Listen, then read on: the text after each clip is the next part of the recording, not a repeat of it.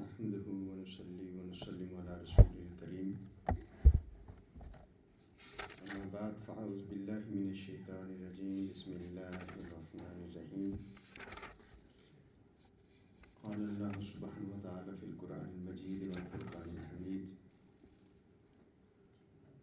الذي باركنا حوله لنريه من آياتنا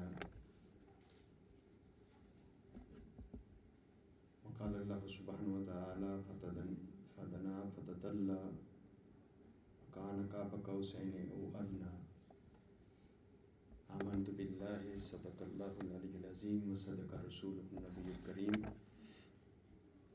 ونحن على ذلك لمن الشاهدين والشاكرين والحمد لله رب العالمين ان الله وملائكته يصلون على النبي یا ایھا الذین آمنوا صلوا علیہ وسلموا تسلیما اللہم صلی علی سیدنا و مولانا محمد وعلی آل سیدنا و مولانا محمد وبارک وسلم علیہ. الصلاۃ والسلام علیک یا سیدی یا رسول اللہ وعلی آلک و اصحابک یا سیدی یا حبیب اللہ. مولا صلی وسلم دائما ابدا علی حبیبک خیر الخلق کلہم والحبیب الذی ترجى شفاعته لكل حول من الاحوال مقتحم. نہایت واجب الاحترام حضرت علامہ حافظ نذیر احمد قادری مدظل العالی، محترم آوان صاحب، مہمانان گرامی، حاضرین گرامی، جو آج کی اس بابرکت رات جو لیلۃ الاسراء والمعراج کے نام سے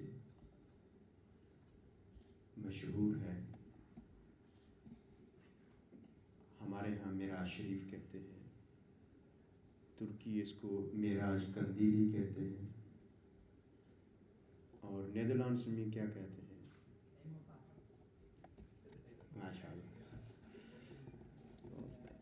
نیدرلینڈس میں کہتے ہیں ہیمل فارت. ہیمل کہتے ہیں آسمان کو، فارت ہے اس کی سیر کرنا. اتفاق یہ ہے، میں نے اس لیے یہ پوچھا، اتفاق یہ ہے کہ کل بھی ہیمل فارت ہے. بکینت ہیمل فارت ہے یا نہیں ہے؟ اور کل آپ کو چھٹی ہے، بچوں کو بھی چھٹی ہے، سب کو اسکول سے. تو پھر یہ دیکھیں گے کہ ہیمل فارت مسلمانوں کا بھی ہوتا ہے اور ہیمل فارت نیدرلینڈس کا بھی ہوتا ہے. جی، جو نیدرلینڈس میں ہیمل فارت منایا جاتا ہے اس کی چھٹی ہوتی ہے. اتفاق یہ ہے کہ اس سال دو چیزیں اکٹھی ہوئیں. جن دنوں میں حضرت عیسیٰ علیہ السلام کے ولادت کا دن تھا 25 دسمبر، تو 24 دسمبر کو آقا علیہ السلام کا پیدائش کا دن 12 ربیع الاول شریف تھا. محسوس کیا کبھی اس چیز کو کہ یہ دونوں چیزیں متفق ہو گئیں؟ اور صبح ہیمل فارداخ ہے اور ہمارا بھی کیا ہے، ہیمل فارداخ ہے، ایک رات پہلے، کیونکہ مسلمانوں کا جو مہینہ ہوتا ہے وہ رات سے شروع ہوتا ہے، مغرب کے بعد شروع ہوتا ہے. تو ہم ایک رات قبل ہو گئے، تو اس لیے آج کی رات منا رہے ہیں. جب صبح دن آئے گا تو وہ حقیقی دن بن جائے گا، تو وہ پہلی تاریخ ہو جائے گا. یعنی پہلے چاند دیکھا جاتا ہے تو آنے والا پہلا دن جو ہوتا ہے وہ پہلی تاریخ بن جاتی ہے. تو جو ہیمل فارت ہے نیدرلینڈس کے اندر، وہ ہیمل فارت سیدنا عیسیٰ علیہ السلام کا ہے. ان کی بائبل کے مطابق، ان کے عقیدے کے مطابق کرک کے اندر جو ہے وہ یہ پڑھاتے ہیں. اور ان کی بائبل میں یہ ہے کہ حضرت عیسیٰ علیہ السلام جو تھے وہ ابہنگ ہوئے تھے اور وہاں وہ قتل ہو گئے تھے. جب وہ فوت ہو گئے تھے تو ان کی لاش کو، ان کے جسم کو اتار کے، تو 3 دن کے بعد حضرت عیسیٰ علیہ السلام زندہ ہو گئے تھے. ٹھیک ہے، جب 3 دن زندہ ہوئے تو وہ اپنے وہ جو لوگ تھے حواری تھے ان سے انہوں نے ملاقات کی، اور پھر وہ کچھ 40 دن تک رہے. کتنے؟ 40 دن تک ان لوگوں کے درمیان رہے، اور 40 دن کے بعد پھر انہوں نے اللہ کے حکم کے مطابق حمل فات کی. اللہ پاک نے ان کو آسمانوں پر اٹھا لیا. یہ عقیدہ ہے کیتھولک چرچ کا. اس کے اندر پھر ان کے پروٹسٹنٹ کیرک ہے، ہیلفورم کیرک ہے، ان کے اندر اختلافات ہیں. لیکن میں جو آپ کو بات بتا رہا ہوں وہ یہ کہ ان کے اندر بقیت جو چیز ہے وہ یہ ہے کہ اس دن، یعنی جو آج کی رات آئے گی یا کل کا دن آئے گا، تو اس دن ان کے عیسیٰ علیہ السلام یسوس جو ہیں جسے ہم کہتے ہیں heeft een hemelvaart gekregen. Dus hij ging naar de hemel toe en dan komt hij weer terug. اور اسلام کا اور قرآن پاک کا عقیدہ کیا ہے جس سے ہم نے ڈرائیو کیا ہے حضرت عیسیٰ علیہ السلام کیا فرض کے ہے، یہ بتا کے تاکہ آپ کے ذہن سے وہ شک ختم ہو جائے. اسلام کے اندر یہ ہے، اور ہمارا مسلمانوں کا عقیدہ حضرت عیسیٰ علیہ السلام کے متعلق یہ ہے کہ اللہ سبحانہ و تعالیٰ نے قرآن پاک میں ارشاد فرمایا وَمَا قَتَلُوهُ وَمَا صَلَبُوهُ وَلَكِنْ شُبِّهَ لَهُمْ وَمَا قَتَلُوهُ يَقِينًا بَلْ رَفَعَ اللَّهُ إِلَيْهِ. اللہ سبحانہ و تعالیٰ نے قرآن پاک میں ارشاد فرمایا نہ تو حضرت عیسیٰ علیہ السلام کو قتل کیا گیا، اس لیے کہ یہودی یہ کہتے تھے کہ ہم نے عیسیٰ علیہ السلام کو قتل کر دیا، اور ان کے جواب کے اندر پھر اللہ پاک نے ارشاد فرمایا وہ تو قتل ہوئے ہی نہیں. عیسائی یہ سمجھتے تھے کہ وہ صلیب پر چڑھ گئے اور امر ہو گئے اور انہوں نے پوری کائنات کے گناہوں کا کفارہ ادا کر دیا، تو انہوں نے اس کو اٹھا کے تو ایک مقدس مقام دے دیا. تو یہ دو ایکسٹریم پائی جاتی تھیں. میں بیک گراؤنڈ جو بتانا چاہتا ہوں، دو ایکسٹریم پائی جاتی تھی. یہودی کہتے تھے کسی کو پھانسی پر لٹکا کے قتل کرنا یہ توہین ہے اس شخص کی ہوتی، اور اس سے نچلا مقام بے عزتی کا کوئی نہیں ہو سکتا. اور تم کہتے تھے عیسائیوں کہ یہ نبی تھے، دیکھو ہم نے اس کو سولی پہ چڑھا کے قتل کر دیا، تو یہ تو نبی نہیں تھے. یہی وجہ ہے کہ یہودی ان کو نبی نہیں مانتے، بلکہ استغفر اللہ معاذ اللہ یہودی ان کو یعنی حلال کا بچہ بھی شمار نہیں کرتے. استغفر اللہ معاذ اللہ. وہ they believe in سیدنا عیسیٰ علیہ السلام. terwijl aan de andere kant جو عیسائی تھے انہوں نے کہا کہ وہ صلیب پر چڑھ کے انہوں نے پوری کائنات کے انسانوں کے گناہوں کا کفارہ ادا کر دیا، اس لیے کہ وہ خدا کے بیٹے تھے، اور خدا کا بیٹا جو سولی پہ چڑھا تو اس کا مقصد یہ تھا کہ وہ یہ سزا پائے، وہ یہ درد اور تکلیف جو ہے، یہ ان کی میتھڈولوجی ہے، یہ ان کی سوچ ہے. تو وہ اس لیے سولی پر چڑھے ہیں تاکہ ساری کائنات کے انسانوں کے گناہوں کا کفارہ بن جائے. یہ ان کا نظریہ بنا، تو ان نے بالکل اس کو heilig کر دیا. ene kant is belediging, de andere kant is heiligheid.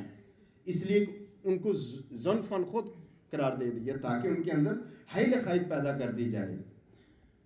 اللہ سبحانہ و تعالیٰ نے ان دونوں نظریات کو رد کیا قرآن پاک کے اندر، اور فرمایا وَمَا قَتَلُوهُ یہودیوں وہ قتل نہیں ہوئے، اس لیے مت سمجھو کہ ان کی بے عزتی ہو گئی. ہم ان کو قتل نہیں ہونے دیں گے، نہ ہمارا یہ مقام ہے خدا ہونے کے واسطے سے کہ ہم اپنے رسولوں کو عام آدمیوں کے ہاتھوں سے اذیت پہنچائیں اور وہ ان پر غلبہ حاصل کر لیں. رسولوں کے لیے یہ نہیں ہو سکتا.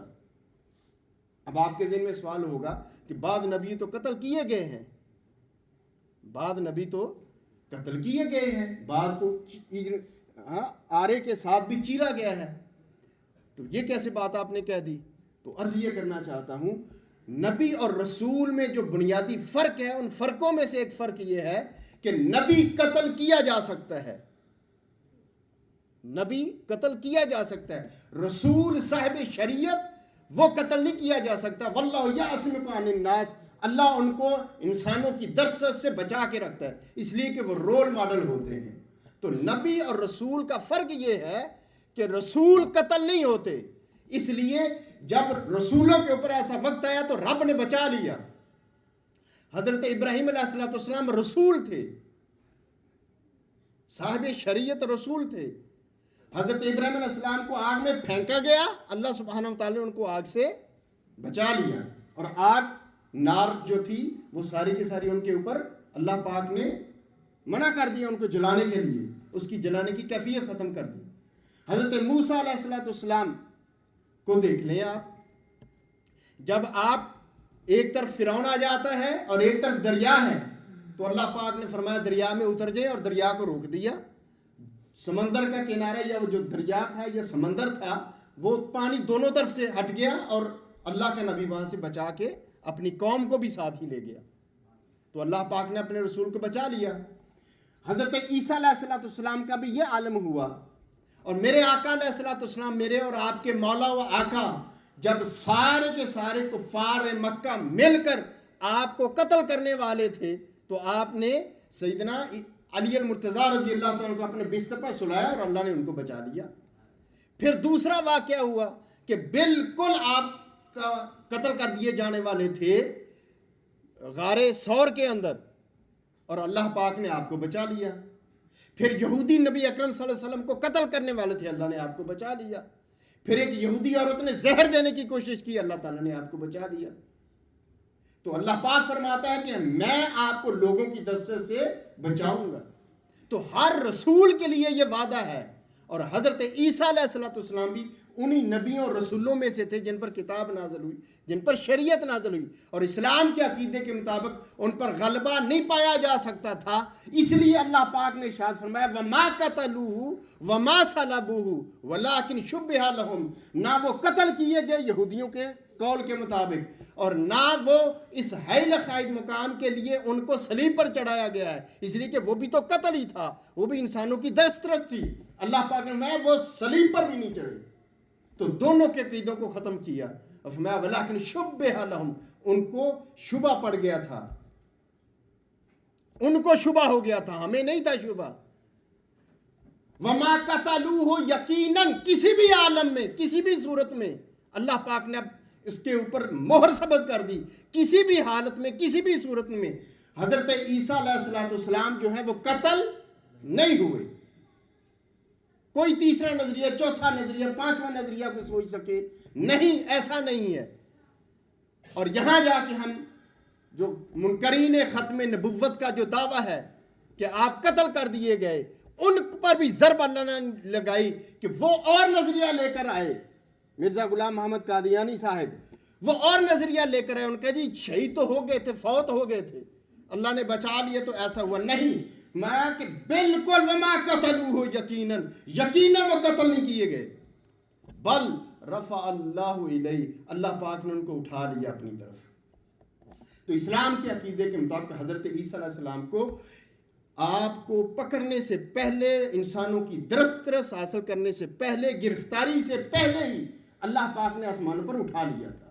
تو یہ سارے واقعات ہونے سے پہلے ہی اللہ پاک نے ان کو اٹھا لیا تھا, اور کسی اور شخص کو حضرت عیسیٰ علیہ السلام کی شبیہ بنا دیا تھا, اور اسے وہ پکڑ کے لے گئے تھے یوداس کو, اور وہ اسے جا کے پھانسی پہ چڑھایا گیا. ایسا نہیں کہ پھانسی نہیں ہوئی تھی, پھانسی بھی ہوئی, کو قتل بھی ہوا ہے, ایسا نہیں کہ نہیں ہوا, مگر وہ ہوا جو غدار تھا حضرت عیسیٰ علیہ السلام کا, جس نے مخبری کی تھی حضرت عیسیٰ علیہ السلام کی, جو جا کے یہودیوں کے ساتھ اور رومن امپائر تھی, وہ رومن امپائر کے فوجیوں کے ساتھ مل گئے تھے, اور وہ پھر اسے پکڑ کے لے گئے. تو یہ ہیمر فارتھ ہے عیسائیوں کی, جو کل آپ دن منائیں گے, اور کل پر فرائیدنگ تاک بھی ہے آپ کا. اور اس کے مقابلے کے اندر اس کے بعد نبی اکرم صلی اللہ علیہ وسلم کو جو معراج ہوئی ہے, تو وہ یہ حالت تھی کہ آقا علیہ السلام, ذرا تھوڑا سا بیک گراؤنڈ پہ جا کے پھر آپ کو اس طرف لے آؤں گا تاکہ اپنے پیغام کو دے سکوں. وہ یہ تھا کہ نبی مکرم آقا دو جہاں سرور کائنات صلی اللہ علیہ وآلہ وسلم آپ پر اتنا دکھ کے لمحات آئے کہ جب شب ابی طالب کے اندر نبی اکرم صلی اللہ علیہ وسلم کو 3 سال تک اذیتیں برداشت کرنی پڑی اپنے پورے خاندان کے ساتھ. اسی دوران میں سیدہ خدیجہ الکبریٰ جو حضور اکرم صلی اللہ علیہ وسلم کی سب سے بڑا سہارا تھا, وہ بھی وصال فرما گئی. پھر اسی سال کے اندر بعد میں حضرت ابو طالب جو تھے، جو آپ کو ہمیشہ سے آپ کی جو ہے وہ سپورٹ تھے، وہ بھی وصال فرما گئے۔ آقا علیہ الصلوۃ والسلام مکہ شریف کو چھوڑا طائف چلے گئے، اور جب طائف گئے اس امید کے ساتھ کہ وہاں سرکار دو عالم صلی اللہ علیہ وسلم کے کچھ ماموں رہتے تھے، آپ نے اپنی اسٹریٹجی کو، اپنی حکمت کو چینج کیا اور کہا کہ اب طائف چلتے ہیں، شاید وہاں اسلام پھیلے، یہاں تو لوگ ہمیں اسلام کے اوپر عمل نہیں کرنے دے رہے اور اسلام کی دعوت اور اس کی تبلیغ نہیں ہونے دے رہے، تو فرمایا کہ اب مکہ شریف جاتے ہیں۔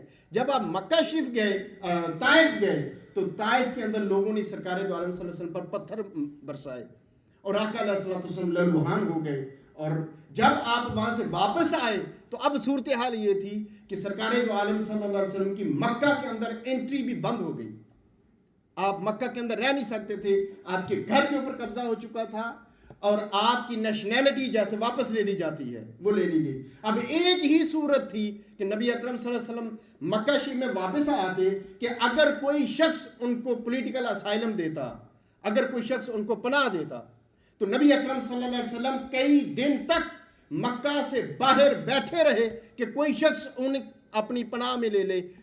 جس کی طرف سرکار دو عالم صلی اللہ علیہ وسلم پیغام بھیجتے کہ آپ مجھے اپنی پناہ میں لے لو، وہ انکار کر دیتا۔ یہ عالم تھا، یہ صورتحال تھی۔ بالآخر ایک شخص نے نبی اکرم صلی اللہ علیہ وسلم سے قدیمی تعلق ہونے کی وجہ سے آپ کو اپنی پناہ میں لیا، اس شرط کے ساتھ کہ اب آپ تبلیغ اور دعوت نہیں کر سکتے، اب آپ اسلام کا نام نہیں لے سکتے، اب کھلے عام نماز نہیں پڑھ سکتے، اب اسلام کے دین کی دعوت نہیں دے سکتے۔ نعرہ تکبیر، نعرہ رسالت، علماء اہل سنت، ماشاءاللہ۔ حضرت مولانا مہر علی صاحب کو میں آج کی معراج نبی صلی اللہ علیہ وسلم کانفرنس میں شرکت پر خوش آمدید کہتا ہوں، دیگر علماء اکرام کے ساتھ۔ اللہ تعالیٰ آپ کا آنا باعث برکت فرمائے۔ تو یہ دوستو صورتحال تھی، خاص طور پر میرے نوجوانوں کے لیے، کہ اسلام کا جھنڈا جو سربلند ہوا تو اس کے لیے کتنی قربانیاں دی گئی ہیں، کتنی تکلیفیں جو ہے وہ آپ نے اٹھائی، کتنی مشقتیں اٹھائی ہیں، اور پھر جا کے یہ جب صورتحال ہوئی تو اب اللہ پاک نے کرم نوازی فرمائی۔ آقا علیہ الصلوۃ والسلام سوچتے تھے، بالکل ایک مایوسی کی کیفیت تھی کہ نہ دعوت دے سکتے ہیں، نہ پیغام پھیلا سکتے ہیں، نہ اسلام کی دعوت کو، بالکل زبان بندی ہو گئی ہے۔ یہ پوزیشن جب بنی تو ایک ناامیدی اور مایوسی سی بشری تقاضے کے مطابق جو ہے وہ کیفیت ایسی جب سرکار دو عالم صلی اللہ علیہ وسلم کی پیدا ہوئی تو اللہ کو آپ کی حالت پر رحم آیا اور نبی اکرم صلی اللہ علیہ وسلم کو پھر معراج کروائی گئی، آقا علیہ الصلوۃ والسلام کو پھر معراج کروائی۔ یہ اس تناظر کے اندر، اس بیک گراؤنڈ کے اندر جو ہے وہ آقا علیہ الصلوۃ والسلام کو پھر دکھایا گیا، اور دکھانے کے بعد بتایا گیا کہ آؤ یا رسول اللہ صلی اللہ علیہ وسلم، آپ کو ذرا لے چلتے ہیں، آپ کو دکھاتے ہیں تو کون سا۔ تو یہ جو بے دفار تھی، یہ جو ہیمر فار تھی نبی اکرم صلی اللہ علیہ وسلم کی، یہ اے خلق تو کون سا آپ کو دکھا دیا گیا، پہلے سے دکھا دیا گیا۔ تو آقا علیہ الصلوۃ والسلام جب جا کے یہاں سے آپ اٹھے مکہ شریف سے اور تشریف لے گئے، آقا علیہ الصلوۃ والسلام جبرائیل علیہ الصلوۃ والسلام کے ساتھ براق پر مسجد الحرام کی، مسجد جو ہے مسجد اقصیٰ کے اندر، تو وہاں سارے انبیاء علیہ الصلوۃ والسلام سرکار دو عالم صلی اللہ علیہ وسلم کے انتظار میں تشریف فرما تھے، حضرت آدم علیہ الصلوۃ والسلام سے لے کے عیسیٰ علیہ الصلوۃ والسلام تک۔ اور نبی اکرم صلی اللہ علیہ وسلم کو حکم ہوا کہ آپ ان کی جماعت کروائیں۔ مقصود کیا تھا کہ سارے انبیاء علیہ الصلوۃ والسلام کے لیڈر کون ہوئے؟ میرے آقا علیہ الصلوۃ والسلام۔ ان کے سردار کون ڈکلیئر ہوئے؟ میرے آقا علیہ الصلوۃ والسلام۔ تو دکھا دیا یا رسول اللہ صلی اللہ علیہ وسلم، یہ دیکھیے مستقبل کہ یہ سارے کے سارے انبیاء جن سے ہم نے وعدہ لیا تھا کہ وہ میرا نبی جب آئے گا تو کیا آپ ان کی مدد کرو گے، کیا آپ ان کی نصرت کرو گے؟ تو یا رسول اللہ دیکھیے ان سب کی دعائیں بھی آپ کے ساتھ ہیں۔ گویا وہ سارے میرے آقا علیہ الصلوۃ والسلام کی اس دعوت کے ممبر بن گئے، رکن بن گئے، انہوں نے بھی رفاقت اختیار کر لی۔ پھر وہاں سے پہلے آسمان پر، دوسرے آسمان پر، تیسرے آسمان پر چلتے چلے گئے۔ میں تفصیلات کو چھوڑ رہا ہوں۔ اور جب سدرۃ المنتہا پہ پہنچے تو دیکھا پورا کا پورا سدرۃ المنتہا ایک درخت کی مانند کہتے ہیں وہ تھا، اور وہاں سارے فرشتے اکٹھے تھے۔ سارے فرشتوں کو اکٹھا کرنے کا کیا مقصود تھا جی؟ ताकि वो नबी अकरम सल्लल्लाहु अलैहि वसल्लम की ज़ियारत कर लें और वो नबी अकरम सल्लल्लाहु अलैहि वसल्लम के उम्मती होने का शर्फ भी हासिल कर लें। फिर उनको भी मेंबर बना दिया गया उस दीन का। फिर आका अलैहिस्सलातु वस्सलाम को अल्लाह सुब्हानहू व तआला ने सैर करवाई जन्नत की और सैर करवाई दोज़ख की और दिखा दिया नबी अकरम सल्लल्लाहु अलैहि वसल्लम को, या रसूलल्लाह देखिए आपकी उम्मत कितनी होगी, क्या होगी, और एंड तक दिखा दिया। पूरी हिजरत का सफ़र भी दिखाया रास्ते के अंदर। एक मुकाम पर सरकार दो आलम सल्लल्लाहु अलैहि वसल्लम को रोका गया, मैं या रसूलल्लाह सल्लल्लाहु अलैहि वसल्लम यहाँ 2 रकत नमाज अदा फरमाइए। सरकार ने 2 रकत नमाज अदा फरमाई तो सरकार दो आलम सल्लल्लाहु अलैहि वसल्लम से जब सरकार ने पूछा जिब्राइल ये कौन सी जगह है, तो जिब्राइल अलैहिस्सलाम ने शाह फरमाया या रसूलल्लाह ये आपकी हिजरत की जगह है, यहाँ आप हिजरत फरमाइए, ये मदीना पाक है। उसकी भी ज़ियारत पहले करवा दी। तो पूरा सफ़र सरकार दो आलम सल्लल्लाहु अलैहि वसल्लम का उस दिन से लेकर क़यामत के दिन तक सब रब ने दिखा दिया। और इसे हम जिसे हमारे अकीदे के मुताबिक इल्म बिल गैब होता है। सारे अंबिया को आदम अलैहिस्सलाम से लेकर हजरत मूसा अलैहिस्सलाम तक आपने फरमाया या अल्लाह मुझे दिखा, रब्बे आरिनी कैफा, मुझे दिखा, ऐ मौला मैं चाहता हूं तेरा नजारा करना, तू मुझे अपना आप दिखा दे। फरमाया कि ऐ मूसा लन तरानी, तू मुझे देख नहीं सकता है। तो वहां भी मना हो गया। फकत आका अलैहिस्सलाम को वो नज़ारे जब करवाए गए तो अब जो इस्लाम का अकीदा हुआ वो इल्म गैब के साथ साथ इल्म बिल ऐन भी हो गया। क्या हुआ? इल्म बिल ऐन में मुंतकिल हो गया। ये वजह है कि अब सब लोग जब अशहदु अल्ला इलाहा इल्लल्लाह व अशहदु अन्ना मुहम्मद रसूलुल्लाह पढ़ते हैं तो वो उस मुशाहदे के गवाही दे रहे होते हैं जो मुशाहदा मेरे आका ने फरमाया था। वरना मैंने और आपने तो खुदा को नहीं देखा। और अल्लाह ने जब अपना मुशाहदा करवा दिया, अल्लाह ने जब अपना मुशाहदा करवा दिया सरकार दो आलम सल्लल्लाहु अलैहि वसल्लम को, तो उसके बाद सरकार ने कहा कि ला इलाहा इल्लल्लाह, अब कोई खुदा नहीं, मैं कह रहा हूं, इसलिए मैं देख आया हूं सब कुछ। और मोहम्मद रसूलुल्लाह कहा और हम कहते हैं अशहदु अल्ला इलाहा इल्लल्लाह, हम शहादत और गवाही देते हैं कि कोई और खुदा नहीं है। और हमारी शहादत किस शहादत के ऊपर है? मेरे आका की शहादत के ऊपर हमारी शहादत है। हमारी शहादत जो है वो आका की शहादत पर है शहादत, वरना हमने तो अपनी आंखों से नहीं देखा। हमारा ईमान बिल गैब है और मेरे आका का ईमान बिल ऐन है। मेरे आका का ईमान क्या है? ईमान बिल ऐन है। हमारा ईमान युमिनून बिल गैब के सतह पर ईमान बिल गैब है। मगर जब हम भी कहते हैं अशहदु अल्ला इलाहा इल्लल्लाह, तो शहादत के लिए तो देखना जरूरी है, ईमान बिल ऐन होना जरूरी है। और ईमान बिल ऐन तब ही हो सकता है जब आंखों से नजारा कर लिया हो, जब देख लिया हो, जब पा लिया हो। मगर वो तो है नहीं, तो फिर हमारी शहादत क्या हुई? हमारी शहादत फकत शहादत मुस्तफ़ा के ऊपर तस्दीक है, उसके अलावा कुछ नहीं है। दोस्तों, ये वो मेराज है जिसकी मैंने थोड़ी सी बैकग्राउंड आपके सामने रख दी। इससे आगे फिर सफ़र हज़रत अल्लामा हाफ़िज़ नज़ीर अहमद साहब में चाहूँगा, मैं उनको सुनना चाहूँगा। अल्लाह तबारक ताला उनके इल्म में, फ़ज़ल में और उनकी फ़िज़ा से हमें जो है वो मुस्तफ़ीद फरमाए। व मा अलैना इल्लल बलागुल मुबीन।